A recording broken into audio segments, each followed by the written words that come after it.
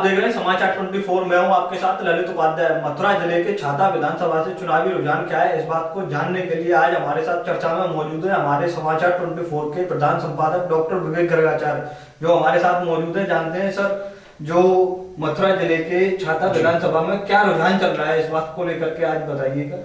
ललित, क्योंकि आज हम डिस्कस कर रहे हैं तो 7 फरवरी है, यानी कि चुनाव प्रचार अगले दिन बंद हो जाएगा, यानी 8 फरवरी को। और मतदान पहले चरण का उत्तर प्रदेश की 58 सीटों पर जो होना है वो पहले चरण का 10 फरवरी को है, यानी कि प्रत्याशियों के पास 24 घंटे से भी कम बचा है वक्त उनको अपने वोटरों को रुझाने के लिए। हालांकि इसके बाद धनबल, दारू बल और बाकी चीजों से रुझान होता रहता है, लेकिन मेन रूप से प्रचार का 24 घंटा बचा है।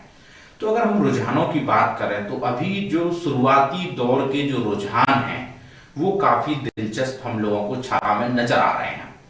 छाता में कई सारे मुद्दे हैं, क्योंकि किसान आंदोलन का छाता में इफेक्ट भी है।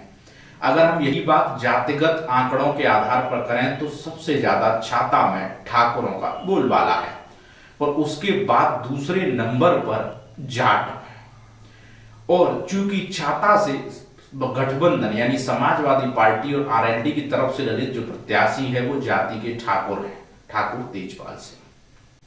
और क्योंकि लोकदल जाट बाहुल्य होता है, यानी कि जाटों का सबसे ज्यादा रुझान लोकदल की तरफ होता है, तो यानी कि 2 जातियां जो सबसे बड़ी दोनों जातियां हैं, उन जाति का वोटर सर्वाधिक तौर पर गठबंधन प्रत्याशी को मिलेगा। चूंकि बीजेपी ने वहां से चौधरी लक्ष्मी नारायण को उतारा है। अगर हम परंपरागत बात करें तो पिछले 30 साल यानी कि 3 दशक के लगभग हो चुके हैं, एक बार लक्ष्मी नारायण जीतते हैं और एक बार तेजपाल जीतते हैं। तो तेजपाल ठाकुर जाति से हैं और लक्ष्मी नारायण चौधरी जो कैबिनेट मंत्री हैं वो जाट जाति से हैं। तो जाटों का रुझान और ठाकुरों का रुझान किस तरफ रहेगा। दूसरा दिलचस्प बात यह है, क्योंकि उत्तर प्रदेश के मुखिया जिस जाति से है उसी जाति का वहां प्रत्याशी है विरोधी दल का।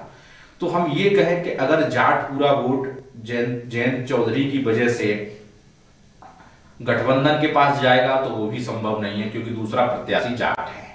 अगर हम ये कहें कि बीजेपी ठाकुरों का सारा वोट बीजेपी की तरफ जाएगा तो दूसरा प्रत्याशी जो है बीजेपी के एंटी प्रत्याशी है, उसकी जाति ठाकुर है। तो अब इन दोनों जातियों में गोलबंदी क्या होगी, ये बड़ा महत्वपूर्ण मुद्दा हो जाता है। ललित सर, हम जाने छाता विधानसभा में क्या लगता है इस बार कौन होगा विधायक। देखो, विधायक कौन होगा ये तो अभी थोड़ा इसका इंतजार करना पड़ेगा, लेकिन जो मेरा रुझान है, मैं तमाम छाता के गांव में गया, लगभग 40-45 गांव में मैंने डेरा डाला, इसके अलावा शहरी लोगों का रुझान भी लिया। तो जो मेरा रुझान है ललित, उसमें मुझे ये स्पष्ट तौर पर नजर आ रहा है कि इस बार वहां गठबंधन बहुत आगे है, लक्ष्मी नारायण चौधरी काफी पीछे नजर आ रहे हैं। ललित सर, किसान आंदोलन से लेकर बीजेपी पे क्या मुसीबत कुछ होने वाली है।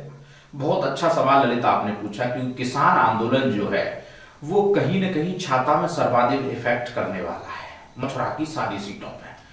क्योंकि छाता में किसान बहुत दिल से एक और आंदोलन कर रहे थे, चीनी मिल का आंदोलन। सरकार ने अंतिम समय पर चीनी मिल के लिए कुछ बजट आवंटित कर दिया और कह दिया हम चीनी मिल चालू करेंगे।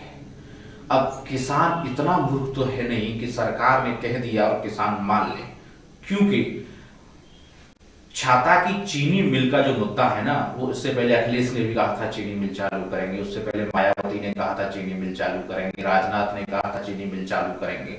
तो अब पिछले 2-3-4 मुख्यमंत्रियों की गिनना तो सबने चीनी मिल चालू करने का वादा किया, लेकिन चीनी मिल चालू नहीं हुई। दूसरी, अगर दिल्ली से नजदीकी किसी भी जिले की माने मथुरा के किसी भी विधानसभा सीट की, तो वो सबसे ज्यादा नजदीक छाता विधानसभा सीट है, क्योंकि किसान आंदोलन का काफी इफेक्ट हरियाणा से था, तो हरियाणा से लगी हुई सीट है।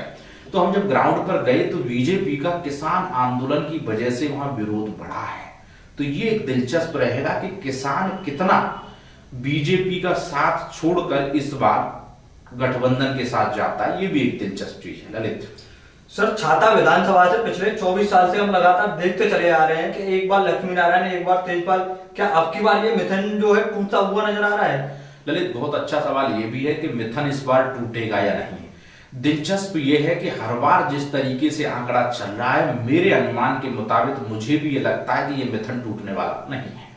क्योंकि जब हम ग्राउंड पर गए तो लोकदल और सपा के समर्थन में लोग नजर आए, क्योंकि हमने दो जातियों की बात कर ली। इसके अलावा जो तीसरी बड़ी जाति है वहां पर, ये भी हम लोगों को देखना होगा, क्योंकि बसपा का जो कैंडिडेट है वो भी ठाकुर है, लेकिन मुझे जो लग रहा है कि बसपा वहां 30 से 35 हजार पर निपटने वाली है। इसके अलावा जो मुस्लिम और ब्राह्मण वोटर है वो इस बार गठबंधन के साथ जा रहा है, ये मैं श्योरिटी के साथ कह सकता हूं, क्योंकि मैक्सिमम ब्राह्मण जो है वो लक्ष्मी नारायण चौधरी का सपोर्ट ना करके, लेकिन लक्ष्मी से उनकी कोई लड़ाई नहीं है, वो बीजेपी से खासा नाराज है। क्योंकि मुस्लिम वोटर होता है वो हमेशा एंटी बीजेपी जाता है। और कोसी की अगर हम लोग बात कर रहे हैं या छाता विधानसभा की बात कर रहे हैं, तकरीबन 30 हजार के लगभग मुस्लिम वोट वहां है, 30 से 35 हजार। ये एक मुश्त वोट अगर ठाकुर तेजपाल को मिलता है तो लक्ष्मी के लिए बड़ी मुश्किल हो जाती है। इसके अलावा 30-35 हजार ब्राह्मणों का भी वोट है। ब्राह्मण खासे नाराज है, बीएसपी में ब्राह्मण जाएगा नहीं, बीजेपी के साथ जाना नहीं चाहता है, तो उसके अलावा उसके पास कोई रास्ता नहीं है, वो ठाकुर तेजपाल का ही समर्थन करेंगे, जो शुरुआती रुझान हम लोगों को लग रहा है। ललित सर, एक आखिरी सवाल और हम आपसे करना चाहेंगे, सपा आरएलडी गठबंधन क्या छाता विधानसभा में गुल खिलाएगा? बिल्कुल, ये एक सवाल था और ये बेहद महत्वपूर्ण सवाल भी है, क्योंकि जिस तरीके से वहां हम मुस्लिम वोटरों की अगर हम लोगों ने बात की ललित, तो वो मुस्लिम वोटर है वो गठबंधन की वजह से इस बार बटेगा नहीं। पिछली बार आरएलडी और सपा के साथ बट गया था, कांग्रेस से गठबंधन था बीजेपी सपा समाजवादी पार्टी का, तो उसके साथ वो वोटर बट गया था। लेकिन इस बार वोटर से सीधा मैसेज वोटर को लगता है कि बीजेपी और वहां गठबंधन की टक्कर है। तो जितना भी एंटी बीजेपी वोटर है, एंटी कमेंसी योगी की है, वो पूरा के पूरा वहां आरएलडी को मिलता जा रहा है। क्योंकि लगातार से इन दोनों दिग्गजों के बीच में ही पिछले 2 दशक से ज्यादा से मुकाबला हो रहा है। तो इस बार मुझे जो लगता है, मेरा निजी आकलन है, हालांकि कई लोग इससे मुझसे संतुष्ट नहीं होंगे, तो वो 10 फरवरी का इंतजार भी कर सकते हैं दोपहर 12 बजे तक। लेकिन मेरा जो शुरुआती आकलन है, मैं 7 तारीख का आकलन कर रहा हूं। 8-9 में स्थिति क्या होगी इस बात की कोई किसी के पास गारंटी नहीं होती। एक फैक्टर ये भी हम लोगों को देखने को मिला, लक्ष्मी नारायण के करीबी प्रधान की हत्या हो गई और मारने वाला भी लक्ष्मी नारायण का करीबी था। ये एक दिलचस्प जो बात है ना, वो लक्ष्मी के लिए बहुत नेगेटिव जाने वाली है, क्योंकि नरदेव और लक्ष्मी नारायण चौधरी उस दिन रोए थे, और उसके बाद जब पुलिस ने खुलासा किया तो उनको फिर दोबारा से रोना आ गया, क्योंकि जो जाल जो था वो लक्ष्मी के करीबी को ही लक्ष्मी के करीबी ने मार दिया। अब हम यूं कहें कि लक्ष्मी नारायण इस पूरे मुद्दे पर आंख मूंद के बैठे थे या उनको जानकारी नहीं थी, तो इतने कच्चे खिलाड़ी लक्ष्मी नारायण चौधरी तो है नहीं। अगर हम डायरेक्टली रूप से कहें कि लक्ष्मी नारायण चौधरी का हाथ होगा, तो ये भी कहना बहुत जल्दबाजी है। लेकिन शुरुआती तौर पर जो तमाम चीजें पुलिस की थ्योरी हो ललित या बाकी चीजें निकलकर सामने आई है, वो कहीं ना कहीं, इसके अलावा जैन चौधरी जब गए तो वो छाता में गए, तो वो रामवीर प्रधान के यहाँ गए, उसके यहाँ बैठ के आए, परिजनों को सांत्वना दे के आए। योगी आदित्यनाथ आए तो उन्होंने हमेशा की तरह नशे में बकौली कर दी। उन्होंने कह दिया कि ये लोग मेवात से आए, यानी कि योगी का जो फॉर्मूला है कि उनका विकास कार्य कुछ किया नहीं, जानकारी कुछ है नहीं, वो आदमी सिर्फ हर समय मुंहफट आदमी यही बोलता है हर समय कि कैसे भी हिंदू मुस्लिम दंगा हो। लेकिन उनकी बात को उनकी ही पुलिस ने कुछ घंटे बाद बिल्कुल काट कर रख दिया। उन्होंने कहा मेवात से लोग आए हैं, 10 तारीख के बाद गर्मी निकाल देंगे, इस तरह के बेहुदे बयान उन्होंने मंच से कहा। और कुछ उन्मादी टाइप के लोग हैं, उन्होंने तालियां बजा दी और उन्मादी लोग खुश हो गए। लेकिन पुलिस की थ्योरी जो शाम को निकलकर सामने आई, उसमें यह बात क्लियर निकल कर आई कि पैगाम के प्रधान के हत्यारे पैगाम के थे, शेरगढ़ से साजिश हुई, बुलंदशहर और हापुड़ के शूटरों ने उनकी हत्या कर दी। मरने वाला प्रधान जो था वो भी लक्ष्मी नारायण का करीबी था और मारने वाला लोग थे वो भी लक्ष्मी नारायण के करीबी थे। अब पुलिस की थ्योरी कह रही है कि 20-21 करोड़ की ग्रांट के चक्कर में मारा गया, लेकिन पुलिस की थ्योरी ने अगली बात भी कही लगे। उन्होंने कहा कि जिस तरीके से उसकी हत्या हुई तो टोल वोल में पार्टनरशिप का भी वादा किया गया था। टोल दिलवाने की हैसियत मेरी आपकी तो है नहीं, अब कोई मंत्री ही किसी टोल को किसी को दिलवा सकता है। तो पूरे तौर से ये कहें कि जो जाल बुना गया था चुनाव के लिए कि लक्ष्मी के करीबी जाट की हत्या और तेजपाल समर्थकों पर इसका ब्लेम डालना, वो कहीं ना कहीं अब उस जाल में लक्ष्मी नारायण फंस गए हैं और बड़ी मुसीबत लक्ष्मी नारायण के लिए चुनावों के समय नजर आ रही है।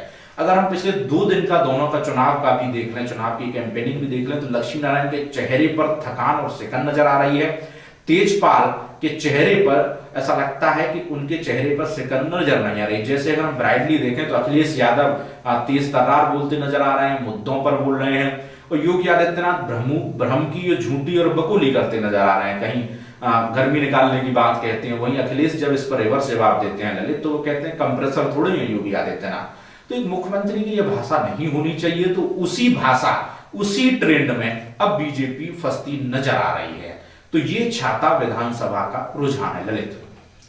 तो सर एक ये चीज जो जैसे कि मुख्यमंत्री योगी आदित्यनाथ ने बोला था कि मेवात से आए थे शूटर, तो जो कि मेवात का शूटर वो नहीं है, इसमें क्या लगता है कि सपा को एक कटघरे में खड़ा करना चाहते हैं योगी आदित्यनाथ? तो योगी की जो राजनीति हमेशा से रही है, एक्चुअल में बहुत कम लोग ये जानते होंगे, जब मैं दिल्ली में पत्रकारिता करता था योगी आदित्यनाथ उस समय सांसद हुआ करते थे और उत्तर प्रदेश में सरकार मुलायम सिंह यादव की थी। तो जब मुलायम सिंह यादव नेताजी ने जब इनको पिटवाया था तो इनको बैठने में भी बड़ा दर्द होता था और हम लोगों के सामने रोते थे। लेकिन वही योगी आदित्यनाथ जब मुख्यमंत्री बन गए तो सबसे पहले उन्हीं लोगों को भूल गए जिनके सामने रोए थे। तो योगी आदित्यनाथ अब डंडे पड़े क्यों थे, ये नौबत क्यों आई थी? क्योंकि उनकी हमेशा से ही हिंदू वर्सेस मुसलमान की बात करने की छवि रही है।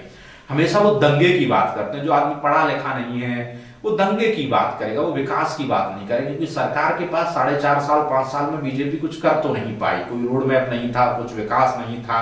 अब उनके पास बसता क्या है? वो रामजादे हरामजादे जो दिल्ली में जाके उन्होंने कहा, दिल्ली में चुनाव हार गए, उसके बाद महाराष्ट्र में योगी से प्रचार कराया गया, महाराष्ट्र में लुटिया डूब गई, पश्चिम बंगाल में गए, वहां से भी पिट के आ गए। उत्तर प्रदेश की बारी है तो उत्तर प्रदेश में भी स्थिति वही आ रही है। सरकार कहती थी कि विकास की गंगा बहा दी है, उसी सरकार को 160 करोड़ रुपए इस बात में खर्च करने पड़ गए कि वो विकास टीवी अखबार में कैसे दिखाया जाए। अगर आपने ललित विकास किया है तो उसको दिखाने की जरूरत टीवी अखबार में करोड़ों अरबों खर्च करने की जरूरत नहीं होती है। और चुनाव आया तो वही मुद्दे आ गए कि गर्मी निकाल दूंगा, कि ये कर देंगे, कि वो कर देंगे, कि ठोक देंगे। तो ये ठोको नीति से प्रदेश नहीं चलने वाला। इस प्रदेश के युवा को रोजगार की जरूरत है ललित, यहाँ महिलाओं को रोजगार की जरूरत है, यहाँ गरीब को रोटी की जरूरत है। और यहाँ ये बात करते हैं ठोक देंगे, मार देंगे, गर्मी निकाल देंगे। तो ये मुझे लगता है कि ये एक फ्रस्ट्रेशन एक मुख्यमंत्री की है और मुख्यमंत्री जैसी पूर्ण पद पर कुर्सी पर बैठे लोग को यह भाषा शोभा नहीं देती ललित। तो मथुरा की छाता विधानसभा सीट को लेकर हमारे साथ चर्चा में रहे समाचार 24 के संपादक डॉक्टर विवेक गर्गाचार्य। आगे तमाम ताजा तरीन खबरें देखने के लिए जुड़े रहिए समाचार 24 से। फिलहाल मुझे दीजिए इजाजत, नमस्कार।